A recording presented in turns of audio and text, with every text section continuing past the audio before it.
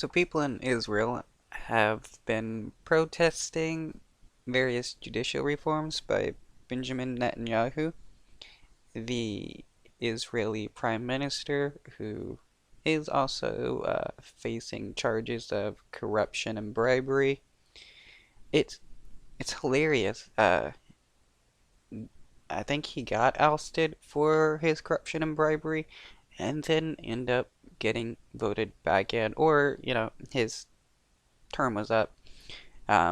Was caught committing bribery, or not committing bribery, but accepting bribes and being corrupt.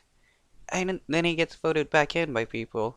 Now he's looking to change various laws to make it so like a simple majority can overrule the Supreme Court, allowing him to have a bit more power. And it's funny. He's probably trying to do this so that he can overturn all of his charges, or if he does get convicted, have that overturned. It's something like what Trump is wanting to do, get back into being president, so he can do what he can to shield himself from any of the crimes that he's committed previously. Thousands of protesters are once again hitting the streets in Israel as the country enters the 10th week of mass protests over Prime Minister Benjamin Netanyahu's plan to overhaul the judicial system. The proposal would allow lawmakers to overturn Supreme Court decisions with a simple majority. Many fear the changes will weaken the country's high court and erode democratic checks and balances. CNN's Hadass Gold joining us now from Jerusalem. So what is the situation there right now? Yeah, Fred, well, it's been more than 2 months now of these regular protests that on a regular basis bring out more than 100,000 people at a time in a population of just around 9 million, just to go to show you how many people are coming out. We are in Jerusalem. We're right outside of the Israeli president's residence, and as you can see, there are hundreds, if not thousands, of protesters here, many of them chanting, "Israel will not become a dictatorship." They're chanting, "This is not Poland," and we're even seeing some protesters dressed as handmaids from The Handmaid's Tale. That's been something that we've been seeing as a regular part of these protests. But it's the Israeli president here who actually just a few days ago made an impassioned plea in a televised speech. This is the first time we heard him speaking out directly against these reforms, saying that they are potentially a threat to the democratic foundations of Israel, and warning that the country is at a point of no return. And for many of these protesters, this is what they feel like. They feel like they are fighting for the soul of Israel. When a corrupt politician is re-elected, and Benjamin Netanyahu is like a far right-wing political type. He is he's definitely not like liberal-minded in any way whatsoever. So I mean, this is truly no surprise that he's trying to weaken the court so that he has more power. He's always wanted to be a dictator. He is pretty fascist in a sense. I mean, he is committing a genocide against the Palestinian people. There's several people in his administration. I know there's one most recently has called for the erasure of a Palestinian village.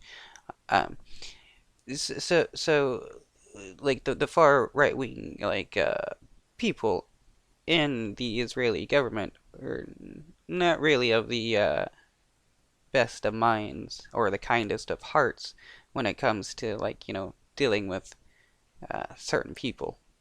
This is what they feel like. They feel like they are fighting for the soul of Israel.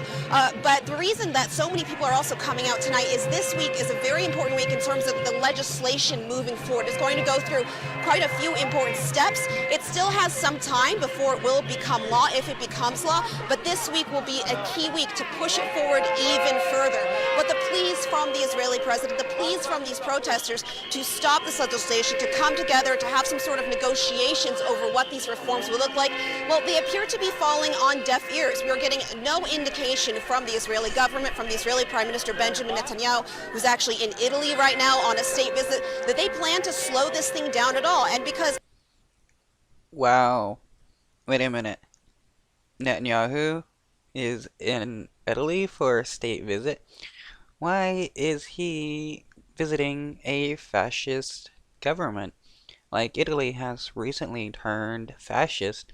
Their prime minister, yeah, was a part of a neo-fascist group growing up, and the other two right-wing party groups that she's working with are also fascist, who like support Putin and think they're fighting against Nazism when they are the fascists. That's that's what you would think. You would think he wouldn't want to, really go visit a fascist government. In their minds, they say these are necessary reforms. They say they're a long time coming. They believe these will bring back balance between the branches of government. And also, they don't need to listen to the protesters because they have a clear majority in the Israeli parliament. They have the 64 seats out of 120.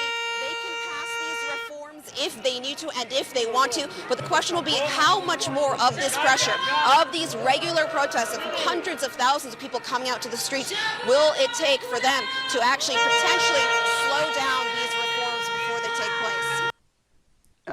They probably won't stop the reforms no matter how many people protest because they already have a plan in mind, and that is to have these bills passed so that the group that is in power will be able to stay in power even longer, uh, no matter, what actually happens. Fred? Yeah, lots of evidence underway right now how boisterous and emotional this struggle is.